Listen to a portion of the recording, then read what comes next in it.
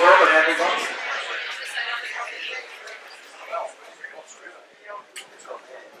Yeah, that was pretty much. Thanks very much for taking time to come give an update on the condition of the floods. We had one of these community meetings on Saturday night at the Barham Club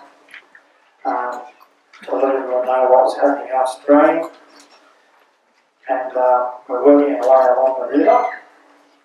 So there's been a couple of people concerned that all the efforts were being concentrated upstream and Barham was going to be forgotten. So we thought it'd be a good idea to do a quick précis, which I understand will be repeated in the paper tomorrow, isn't it, Philip? The paper tomorrow is going to have the précis. Something like that, yeah. But you'll know tonight.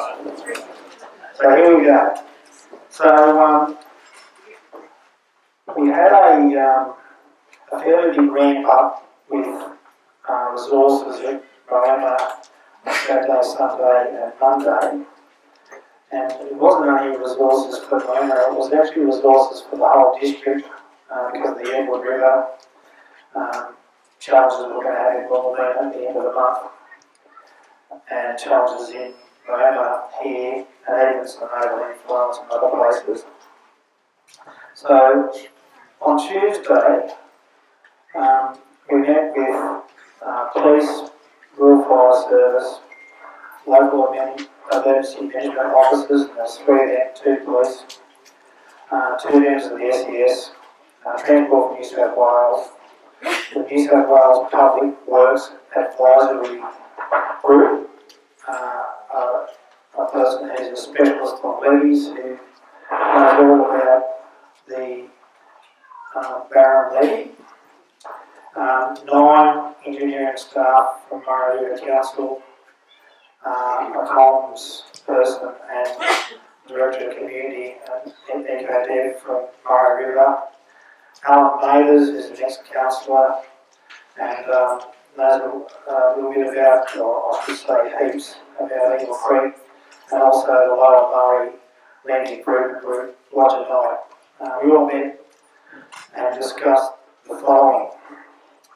So we discussed the SES, RFS and Australian Defence Force personnel assistance from today, and that's been ramping up.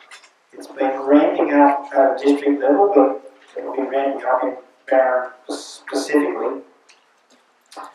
We discussed the amount of sandbags available. There was 5,000 as of yesterday, with a further 20,000 being delivered. And there was a semi-trailer, a torque liner, load of fill bags arriving too. There's been another update on the sandbags today. There's another 100,000 sandbags arriving to our district. We discussed in detail the schedule of works along the levee being required to be completed between now and the 28th, from the lowest point and the high risk sections of the levee first. It's quite fortuitous and not by accident that we've got an engineering assessment of all the levee, and in that engineering assessment a risk management schedule which we can refer to. So we're not starting from ground zero. And there's what's there. Why wasn't I told that 3 days ago? There's been a completion of a full inspection of the 14 kilometres of levees being planned because we wanted to gain the latest condition assessment of the levees. There was also discussion about the raw water security in the river, meaning Barham's water supply.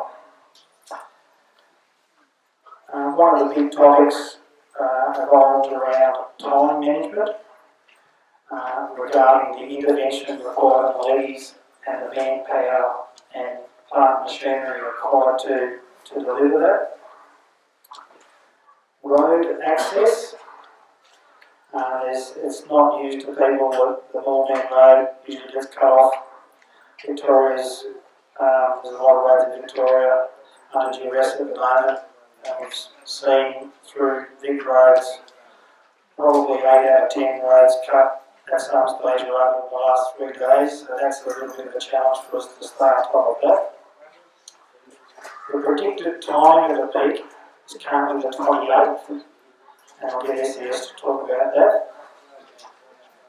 We had a discussion on the effect floodwaters will have on other levees outside of Barham and the potential consequence. We also discussed the maintenance of continuity of the water and sewer operations. We had a failure in one of the sewage treatment stations on the weekend from rainwater, and there was some pretty in here. Here we had a failure in Barham, and one of our operators was able to fix that and save any further damage. We also had a discussion about waste management, particularly post-event. What usually happens post-event, because no one thinks about it, is half a year's supply of waste goes to a transfer station or a waste station, and the council of the day is not prepared for it. So with JJR Richard's assistance, they've sent down a specialist for emergency cleanups from flood. He's just come from Lismore to assist the region with that, specifically MRC. We also spoke about moving the sandbagging operations. I understand it's just been moved again for taking. Is that right? Let's look at the SDS or we can talk about that. So we've moved it twice. So I think it's just over there now. One of the difficulties we will have due to everything being waterlogged and just general access to the levees is that it's highly likely that we won't be able to use any wheeled earth-moving machinery. Everything will have to be tracked with tracked skid steer loaders, tracked dross, or excavators being used in areas that are too boggy for wheeled machines and too difficult for people to drag sandbags a long distance. We also spoke about evacuation locations, and in the event of an even bigger rise or level of the river, we've got an evacuation plan which was part of the levy engineering works that were being done that included catastrophic break management. We also spoke, and we've still got more work to do, about levy bridge repair processes. We spoke about this public meeting that's happening right now, and also the fact that we're going to keep updated every morning with the 23 people that are running this from a lot of different services to make sure that the lieutenant knows what the writing's doing amongst the action that's going to be going on. Now that was yesterday. I'm going to ask Ricky to talk about the consequences of today and what we've achieved today and what we're planning to do over the next little while, and then I'm going to flip to SES to talk about the bigger picture. That's Ricky. Thanks, Derek. So, further off from Terry's discussions that we had yesterday, today we've continued to walk the levy alignments, reviewing the structural integrity, starting at the high points. And we're that's all good. And we've got a few sections to go. That's the year. Sorry, what? and we've still got some sessions to go tomorrow. We've got some additional resources coming up from Mama tomorrow to help. You keep knocking the button. Yeah, you keep knocking the button. Oh, yeah, there you go. Got some additional resources coming up. And also after the peak in Mama, got some more other resources up on the ground as well. We're continuing to plant from the Eagle Creek back into the Barham. That's going well so far. What else?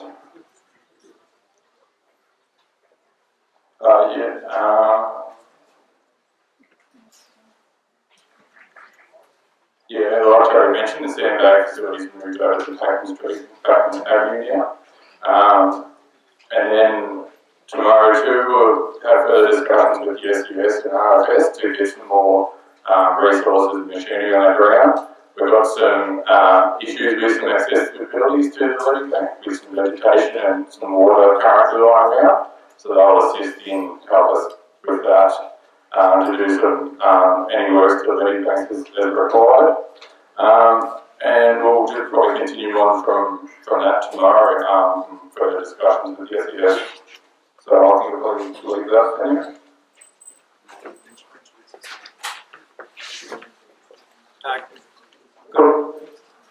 Good evening, everyone. Keeps turning off. Every time I think about hold. Good evening, everyone. So my name's Shane Hargrove. I'm currently the Deputy Incident Controller for the New South Wales SES. What does that mean? Is we're running our operation out in Melbourne for this part of the world, and we have been doing so for the past few weeks. Our local crews have been working for quite some time. I guess the situation is, as most of you will have heard throughout the news and what's being put through from the warnings from the Bureau of Meteorology.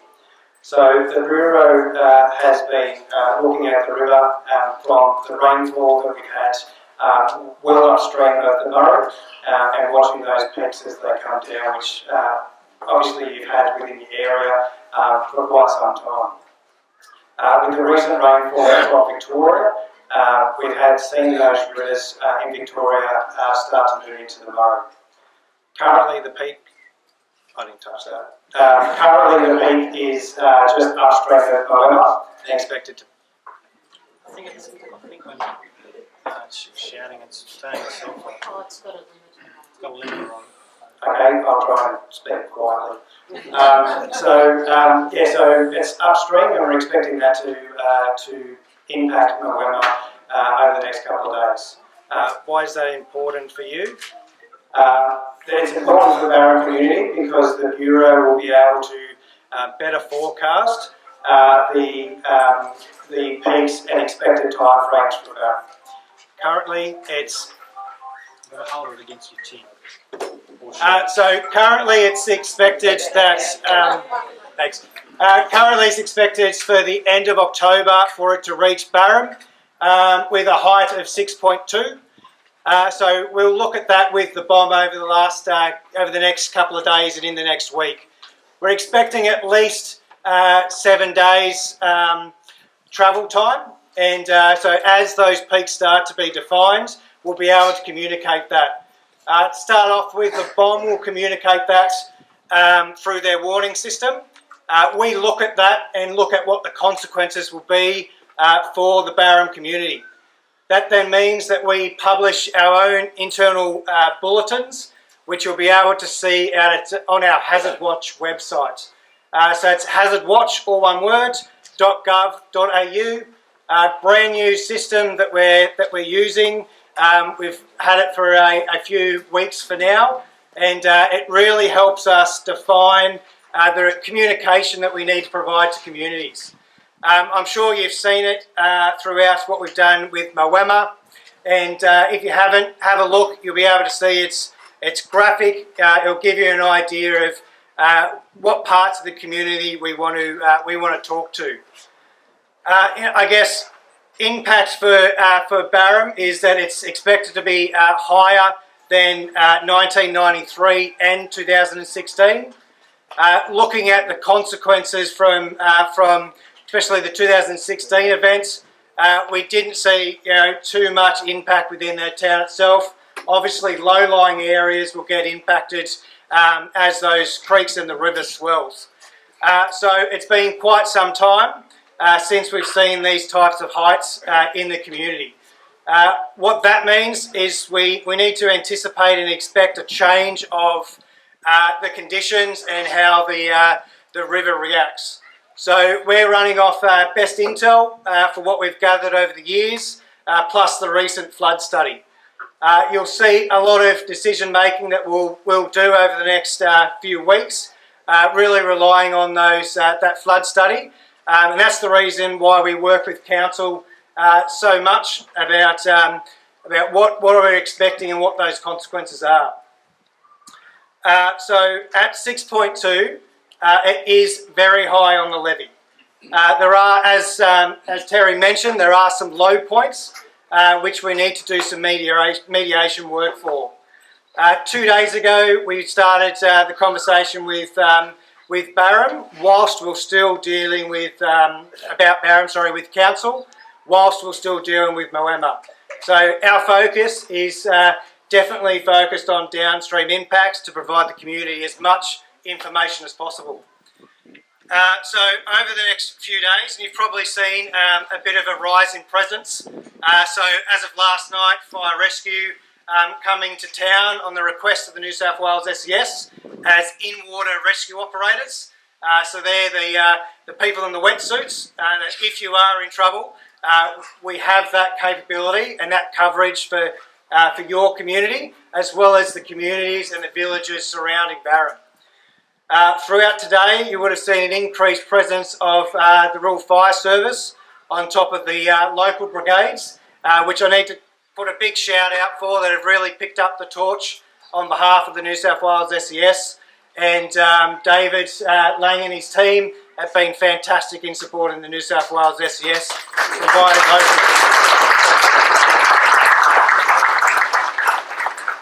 So I caught up with David to personally thank him for the efforts of himself and the team, and we'll continue to work with Dave and his crew locally and bolster up the resources as the demands of the community increase moving forward.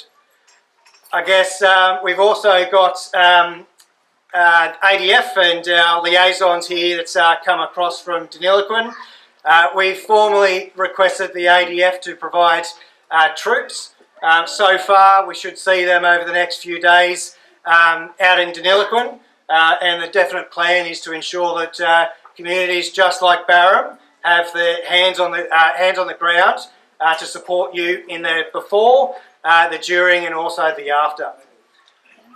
I guess you would have seen some helicopters flying around. So the SES have a range of helicopters. We currently have 4 based out of Deniliquin and are tasked generally by myself each day.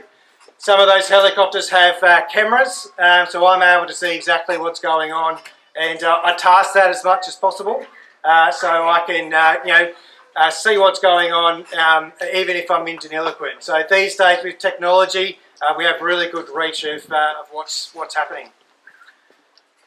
So over the next couple of days, the plan is to work with council to look at these low points. At this stage, that is our concern with the height that's predicted at that level. At that height, with those low points, it will look at impacting some of the community. We've met with specialists on levees over the last couple of days and really looked at defining what the risk is.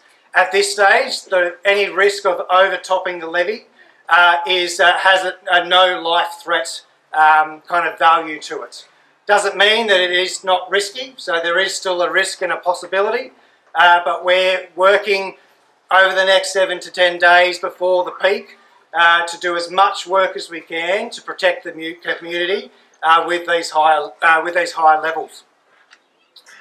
So you'll end up seeing more crews. They may not specifically be New South Wales SES. We have many of resources from the RFS and other agencies, including Surf Lifesaving, marine rescue, etc. So we've really reached out to as much capability as we can, not just in New South Wales, but around Australia. From Western Australia, South Australia has been helping us out. As you would understand, Victoria SES is quite busy and they've been doing the same. I can assure you that we have been communicating with Victoria SES. Obviously, we don't just forget the water as it passes through. It does have that impact on both sides. And noting that the people here today have good connections with Victoria and your sister town. So we understand that, and we'll do our best to ensure that we're communicating as effectively on each side. I believe they had a community meeting earlier on today as well, which shows that we're trying to do the best we can in ensuring that both sides of the river are communicated with. In regards to sandbags, so I understand that some sandbags may not have been available. I'm sure you would have heard about how many sandbags have been pushed into Moama and how quickly they have been going out. I can say we've pretty much exhausted most of New South Wales in regards to sandbags, but we've been doing our best in getting sandbags here. So as Terry mentioned, 100,000 on their way to Deniliquin now, expected to be in here tonight, with another 50 to 60,000 coming in the following day. We've brought in, on top of the 20,000 over the last couple of days, we've brought in another 4,000 today and another 4,000 coming in tomorrow. That's on top of 600 already filled sandbags for immediate support. As we mentioned, we've moved from the SES compounds down just across the field. Reason for that is better access, ingress and egress as we start to get to the peak, to ensure that your safety is what we're thinking of. The sandbags that have been filled so far, we encourage as much as possible to utilise what you can, but feel free, can't express it enough, for members of the community, come down, pick up some sandbags, and if you do have some time, please fill some sandbags for your community, especially the elderly that, it makes it a bit hard to fill sandbags. But community spirit has been something that's been a massive cornerstone of all the response agencies and our response as the New South Wales SES. So we encourage that as much as possible and want to support that with whatever we can do to provide for the community. Additional work that we've been doing from the New South Wales SES side is we've officially declared an emergency area along the Murray River. So that will start from Tokemwall down to Murray Bridge downstream of Barham. The intention for that is to ensure that, especially once the rivers are high and close to the levee, that wash is limited as much as possible. So I hope that's welcome news. I understand that may impact some recreational activities, but I guess it is quite an involving and dangerous situation along the river, especially as we see the peak.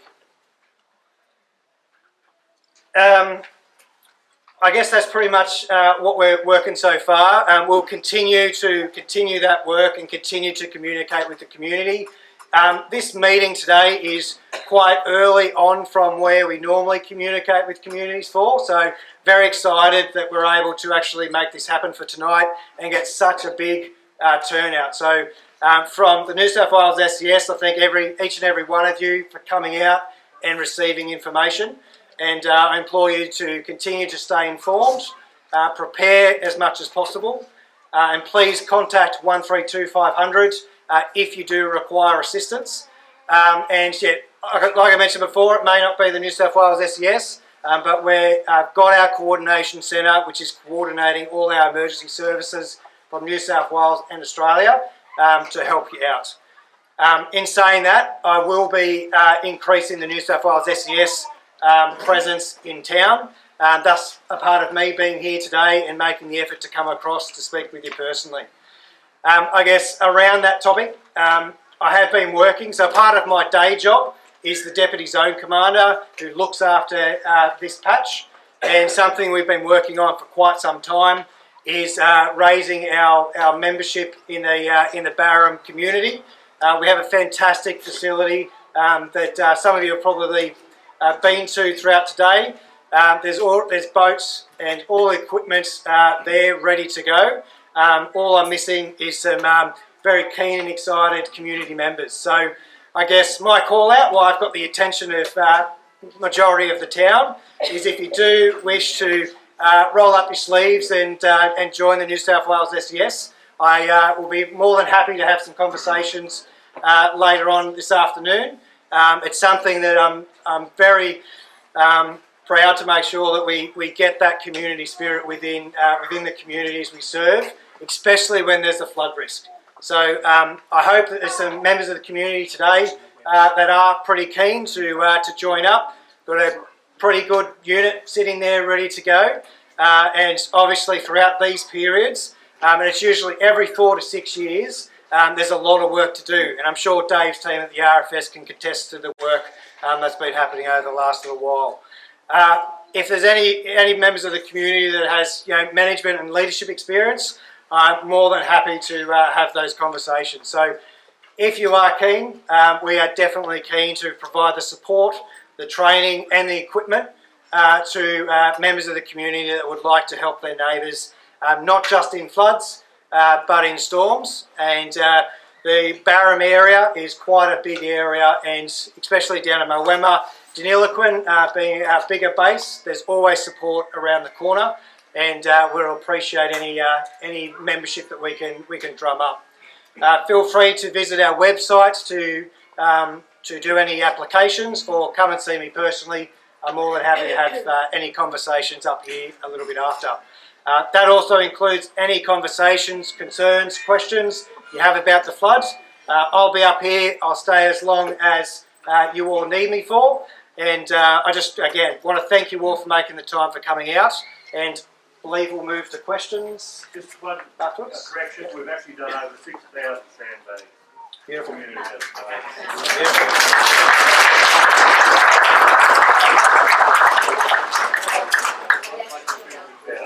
Thank you, Dave. Cool. So yeah, I guess I'll field some questions to start with, and I'll pass off to the council or any of the other liaisons that I've got here today. If anyone has any questions, I am running with the mic. I'll come down now. Can you just repeat the question before you answer? Okay, cool.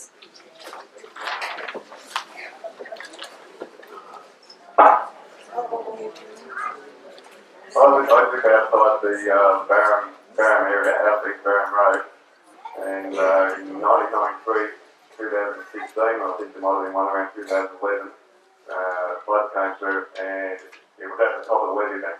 Okay. That was manageable. You're talking 8 centimetres higher, and I haven't been able to get one sandbag yet. Not one.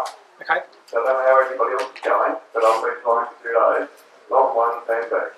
No problem. So if you specify that would be helpful, and it would also be helpful if we're going to get 8 centimetres over the last existing flood, a bit of a hand outside the Barham area would be grateful.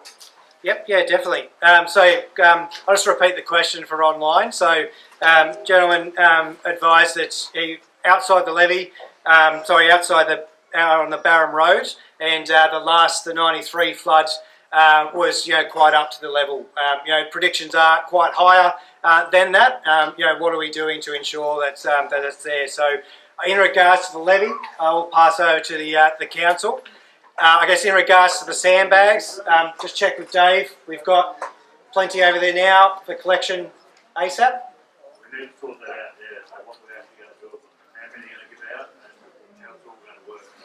Yep, cool. So I guess we're filling up as many sandbags as we can to do both the work on the levee to try and address that concern of raising that up, but also for the community. So I'm pretty comfortable. Yep.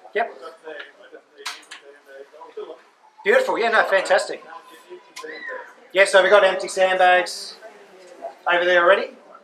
I've got some sandbags, we've still got enough, but I've sort of said there's 500 houses in Barham, Okay, probably hear me. 500 houses in Barham, they all want 25 sandbags each.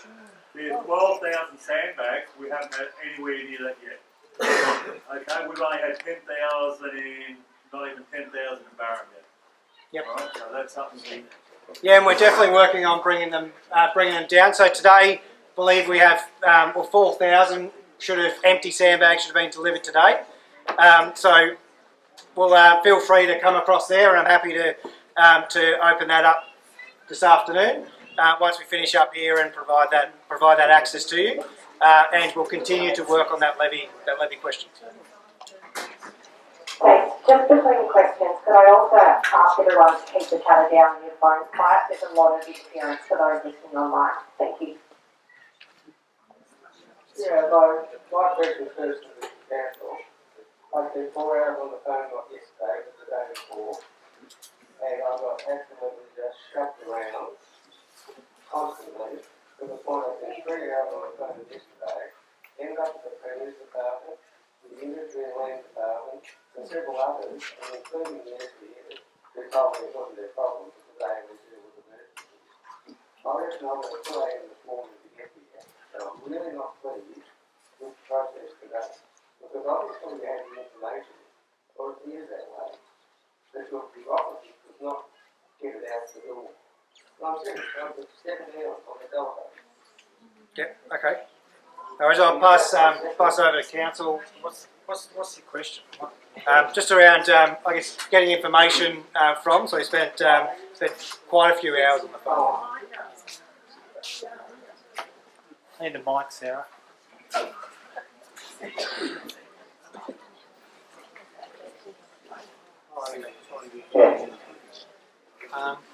Just don't worry. Speak loud. Okay, I'll just use that one's still alive. I'll just use my voice. Since late Saturday afternoon until now, there's probably been 2 people on our customer service. Everyone else is either filling sandbags, defending their own homes, or working with other sections of council to do what they've done in Moama over the last 3 days. We're actually shutting the customer service tomorrow because we've got no staff left. They're all out doing flood stuff. It's still going to be shut on Monday as well. So although I appreciate... That's fine. So let me. I didn't. Excuse me. I didn't interrupt you. Let me finish. No, because the cup's shoving it. It's plain word. The dancing Oh, that's my answer then. Thank you. We've got another question. I ended up at the Premier's Department. Yeah. So in response to the SES, I'll address that today. So I'll call that up. One of the strategies that we can do is a public information line. Is something that we can make happen. So I'll ring up through our hierarchy and look to make that happen. I guess from that question for me is, what is the best way to communicate with yourself and the broader community? I don't do online. Yep. I'm not the Yep, cool. So that public information line will help that. So fantastic. So I'll have a chat about the 132500 and ensure that that's covered off, and escalate that to a public information line so you can bring that number and get someone who's informed in the situation. But I do apologise that you spent so much time just trying to answer the questions that you may have. No worries. Well, thanks appreciate the effort. Good for the next question. There's a lady there. I don't know where my mic's. There's a lady there. Let's see where it goes. Huh? It's not working.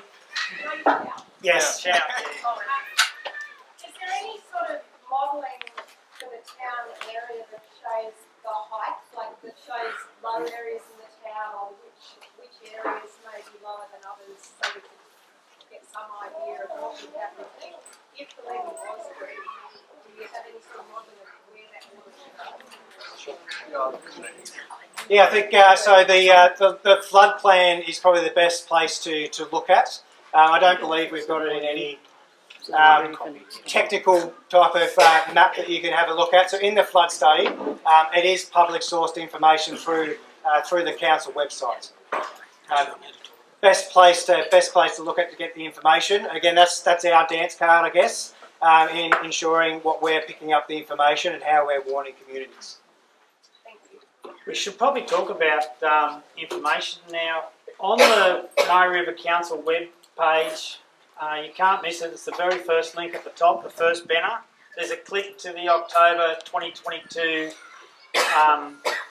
flood information on Facebook. You don't have to be a member of Facebook because it's played on the website, so it's just a normal website. And I was looking today, and on average it's updated about every 40 minutes. And it's got links to the SES, hazard.newsouthwales.gov, and everything that everyone needs to know at that time. Courtney and Zoe, Courtney's just here, she was here a minute ago, yeah, there she is. Courtney and Zoe update that as required.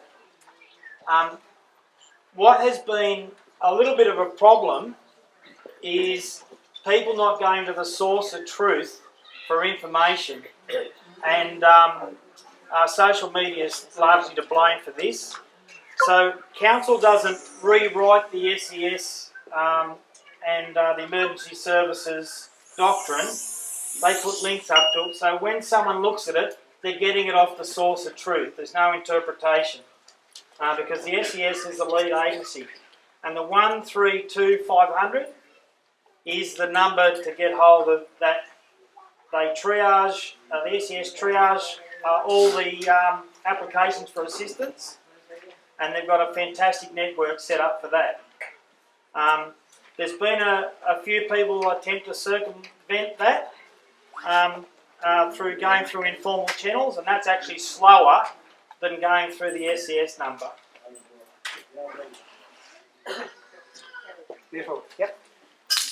You might have answered this already, but if we had to evacuate, that's the worst case scenario, where is the evacuation point? So question was in relation to, I don't know if we're still doing online, but question in relation to if there was an evacuation, whereabouts would we need to go? So that's something that we work on. So there are identified evacuation points. That was before this building has come through. So I guess over the next few days we'll be looking at that. It will be all included within our emergency information that we've got through. I guess something that we've got to consider for this event is the road network and also what's happening in Victoria. So what we need to do is get a really good understanding about the timeline of events and ensure that if we do need to, what is the best road access, noting that most of the road accesses will be impacted by water at some point in time. And with Vic happening, so I believe Vic, their evac's down to Bendigo, so the issues that may have as well. So that will be something that we confirm. It's been a little while since the flood plan work, and things have changed between then. So we'll look at what the best option is, and that will be communicated within our messaging. So at this stage, there is a part. If it is in the flood plan, there's two scenarios: whether the levee holds or whether the levee doesn't hold. So either scenarios, there is the high part of town, which is pretty close to the town levee. And that's where the evac centre is at the moment. Whether it's got enough room and capacity for the beds is a different story, and that's what we'll work on over the next few days, and that'll be a part of our communication. I guess our plan, as we're still working through and getting the information, is likely another community meeting closer to the peak, where we've got more assurance from BOM, and we've had that chance to go through all that new data and come up with that strategy. So I believe we spoke today about doing a new one of these closer to the peak, where anxiety is going to raise as the water started to come up as well. Yeah. Not looking that way yet. I'll come back over there.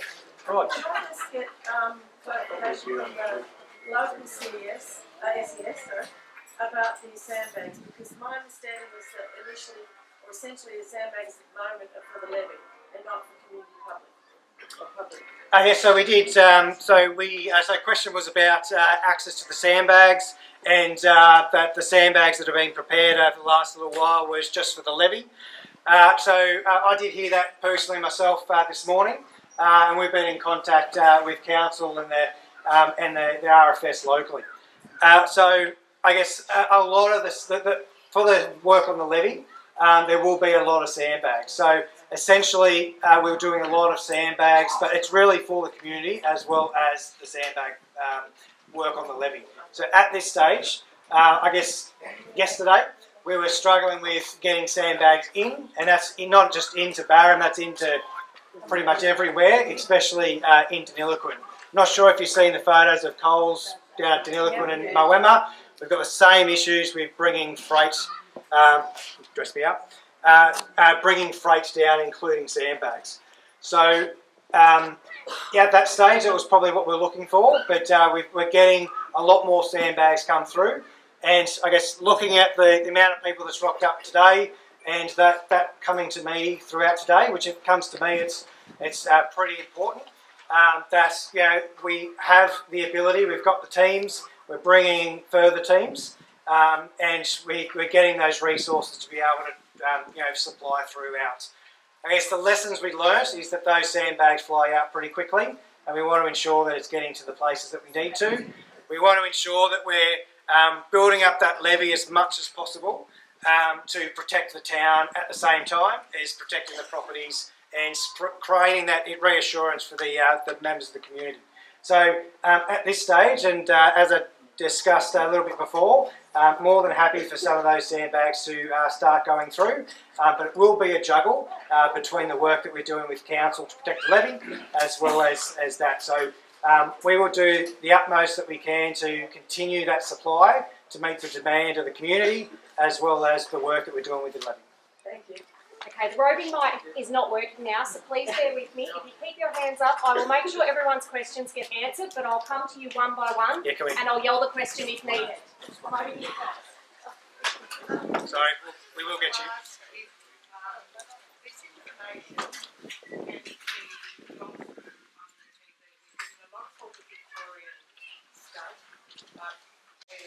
On my Facebook, people like my number who are elderly watch the TV, and they often have the caption along the bottom. Yep. And we need them to know what's going on in Victoria, to know where we can go. Yep. But we get very visual and produce our videos, which is what they be out there. So I think that would increase people's awareness. Also, if people know, they're not going to be as concerned. They will do it because it's very transparent. And I see that, and perhaps next mention is beautiful. Yep. On that property part, we don't have such a huge area. Definitely. Because we're not getting a lot of what's in the I don't know. Question in relation to media presence around that. We're getting a fair bit in town from Victoria, and I guess the need to increase the communication on New South Wales side. So 100% agree. I've usually got a camera stuck in my face, so yep. Yeah, definitely. Yep. Definitely, no, fantastic point, and I'll reach out. So I have a media team attached to me, so I'll make sure that we get those contacts and start pushing through. Some of the radio we do is usually a chat with the Vic and then a chat with the New South Wales. So, yep. Beautiful, no worries. So, fantastic question, and I'll definitely take that back, and hopefully, quite quickly, we'll see a change, and that may help with some of the questions on the information flow. Thank you. Yes.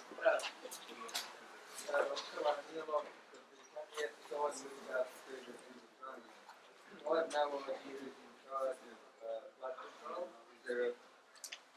Is there a person I ring, or are we on our own? We had no information. We get all this crap through you know, 4, 6, 8 inches, all this stuff comes through. And my history on the river is I've lived there all my life. And I continually told people that 1993 we had a full river and there was an 11-inch rainfall event in the Golden Valley. And they rang me up and said, we're going to get 6 inches down the river. And I said to KAJX at the time, I said, well, we're next half an inch of road. At the moment, and I haven't had time to have a look at the flood bank again today, there's no water in the bush. Yep. Very little water in the bush. It's all coming down the river. I was talking to a mate out at Green Hill Lane, he said, there's no water there. I said, well, this river's been up for months. Yep. For weeks, sorry, not months. Where's it going? So, the question is whether this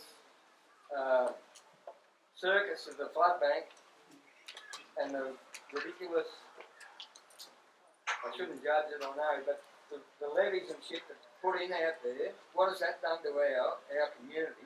Because I just don't, 4-inch rainfall event is a big event, but we're seeing river levels that I've never seen in my life now.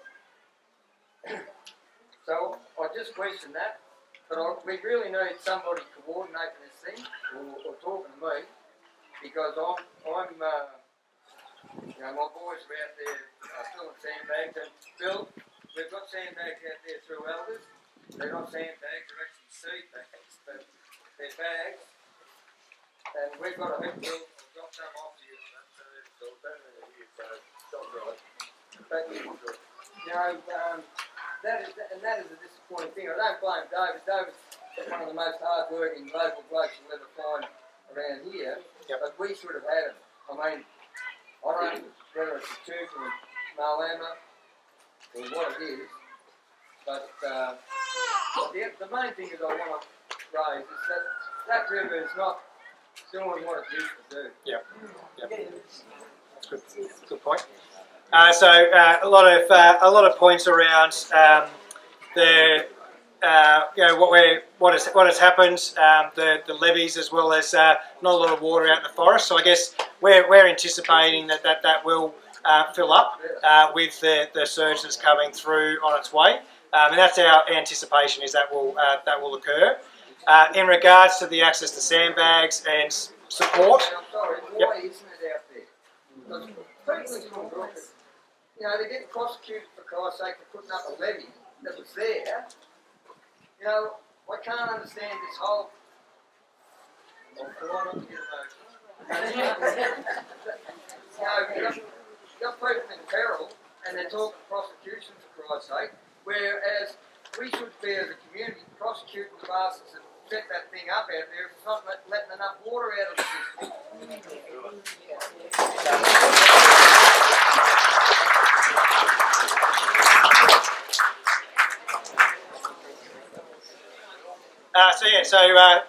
Great point. And what I'll do is I'll look at investigating the reasons why. So, like I said, we've got helicopters to be able to have a good look and see what are the reasoning, and we will work with the council, who does a lot of the engineer work as well as hydrology. So I'll try and bring those groups together and take that point on notice. If I can have have a word with you a little bit afterwards, just to get those finer details, make sure that information gets passed down to you, because obviously that's a very strong point, and appreciate you for raising that tonight. Thank you. Sorry, I think we're over there.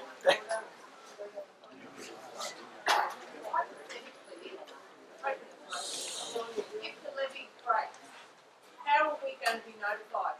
Preferably before you step in the water when you get out of bed, if it happens during the night. But how are we going to know that we have to vacate? Yeah. TV won't be on, the phone won't be on, so how are we going to know during the night? Yeah, so I guess the process that we use is a slow escalation of warning levels.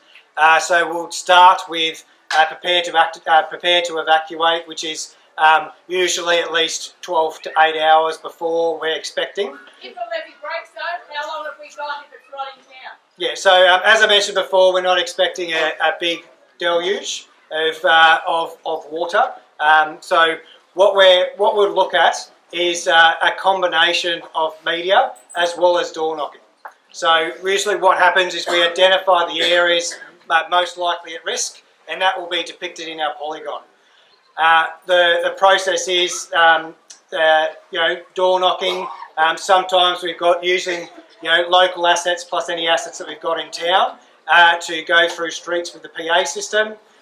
We've also got the use of what we call emergency alerts, which will send a text message to all mobile phones in the area that are attached to a address within the broader town, as well as an automated call to the landline. So in the event of a levy breach where life is at risk or property is at risk and we need you to evacuate, we'll pretty much be running as much as we need, and we've got access to all that without any issue. If we do need to do any evacuation, our plans are to do it before the end of daylight the day before. We're doing the best that we can to make sure that if any property is even at risk of a spill or an overtop or a little breach. Yeah. So the other thing that we do is working with council and other emergency services is we do like levy walks. So as that comes up to that high and close to those times that we may see that, and it's a heightened risk, we'll generally be doing that. So our information gathering should be quite quick, and then our ability to pass that information down and provide pretty succinct information about who needs to get out and when will be activated pretty quickly. Reason we've got fire sirens. Yep. Sound the dancing, we can all hear it. It's really a problem. Yes, so yeah, definitely that's a strategy that does get used. Probably need to make sure we can test it over the coming days if that is a risk. But yeah, we use all means that we can to get that out to the community. But, fantastic question, thank you.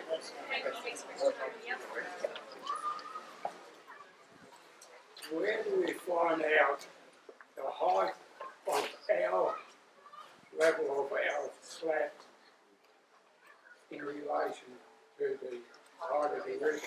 If it's 1 bag, 2 bags,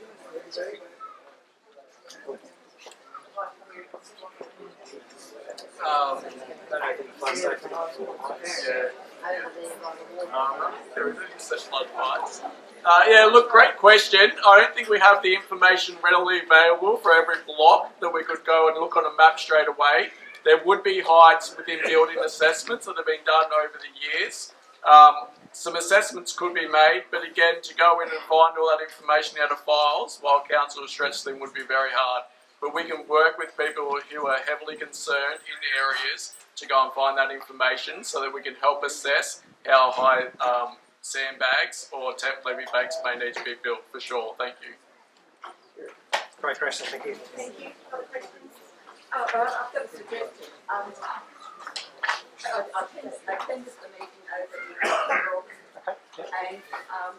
and if you register, an elderly person registers and puts their name down and the address and the telephone number, and if you need help, could you set up something like that? Yeah, so we'll likely, either if the evacuation centre is here or we look at other places, the registration point will still likely be in town. But to actually put it on paper. Yep. Yeah. Yep. Now the Bendigo is evacuation centre in Victoria, in Kundrook, and Swan Hill is the one, but they're worried about the Loddon. By the time they get to the water, gets to the Benjaloo, it's going to go under. How do we get this one built? Yeah, so great question, and as I said, I've got in contact with the Vic SES. So if that's still a question, unfortunately that's not a question that I can answer, but more than happy to reach out.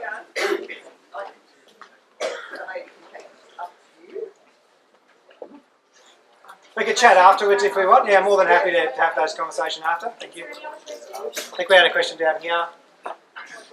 Sorry, I will come around. No, I'm just going to raise that I was on the flood committee and the 1 in 100 year flood level, about based on 1917 to Barham, 6.22 metres, even a dam break levy at 6.22 metres. It does inundate the CBD of Barham, and even a catastrophic 1 in 10,000 year flood event at 6.4 metres does not flood the CBD, so there will be still services in the middle of the town. So Yeah, that's correct. Yeah, definitely.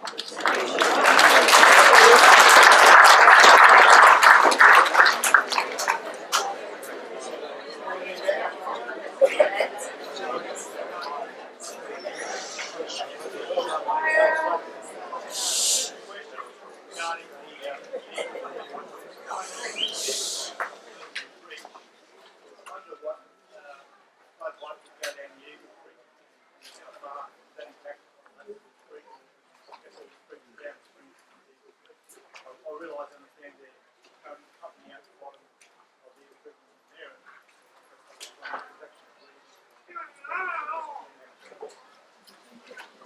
So it's probably a council question, but it's definitely something that we've identified in our questioning. Yep. So it's definitely something we're looking for, and we'll obviously have a plan to enact for it.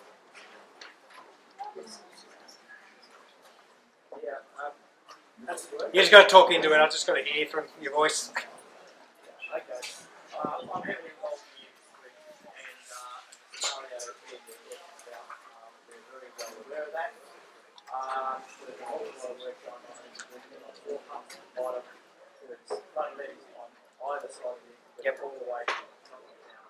Our biggest concern from a legal perspective is above the cutting, which most of the local people understand. If we get a breach somewhere up there, I've spent all day today walking that. There are some challenges, but there's nothing up there I think that at 6.2 metres you can't handle. Yep. People up there doing work. The big challenge comes into play in that still the game. So, my mind, a 6.2 metre is still manageable. It's greater than that. But the higher the river gets, the more it spreads out. Yeah, correct. And that goes back to our next point about the forest issues. I do think properties need to survey that forest. I think the problem is more to do with log jams in the forest. I mean, it's never had a decent fire for it in a long time, and it's quite up the bucket. Yep. That's the forest. Yep.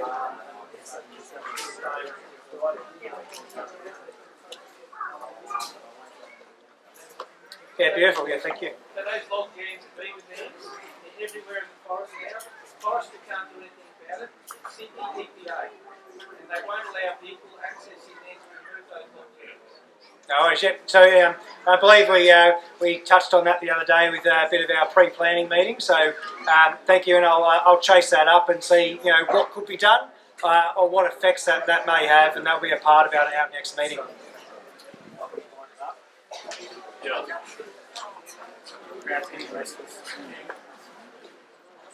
I guess thank you for your time. I know there's a couple of extra questions, so please feel free to come up afterwards. And if you have any questions, we're happy to field any questions and help out. But again, on behalf of my agency as the combat agency, I really appreciate you coming out tonight and making the effort. We'll communicate with council around when the next one of these will happen. We'll have more information about what's expected. We'll take the notes that we've gathered so far in the Q&A, as well as any questions that you come up and speak to me. So I do write down, because otherwise it's in and out of my brain. So I do have this stuff that I'll take back to my team and ensure we communicate with. So once again, thank you. And I can't thank the RFS locally enough for the work that they've done.